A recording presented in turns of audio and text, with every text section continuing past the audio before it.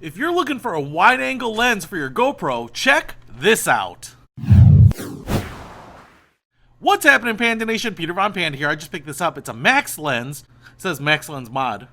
But this is a little lens that you can clip onto your GoPro, HERO9, HERO10, and I want to show you here that on the back it says 155 degree viewing angle. So what I have here is my HERO10 GoPro, and this is the standard lens that comes on it. And what you can do here is just twist these little bad boys off, just like this. I think counterclockwise rotation, and then I think just pull it off, just like that.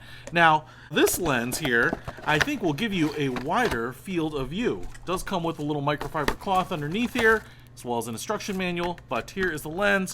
Looks like it comes in a little rubber case, so it's kind of nice. I can put the old lens in there, and I'm just going to pull this out, and I just want to show you, man, this is pretty massive and beefy. So if I just show you the old lens here compared to the new lens, you can see how much thicker that is.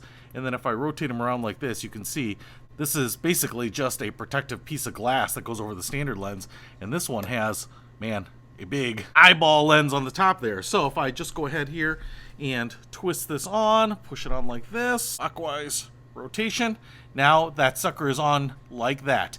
Now, one of the things that I want to do here is compare the standard lens with the old cover to this new lens. So let's take some footage with both and compare them.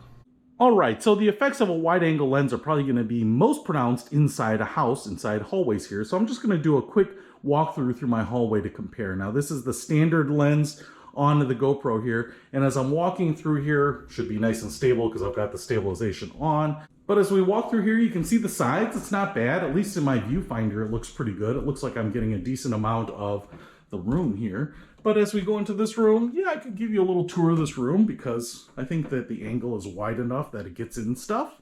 But let's compare it now to the wide angle lens. All right, same drill here, and I can tell you that at my same starting point, I can definitely see more around the edges. You know, it may actually be too wide for most people because it may give you too much of a fisheye effect here.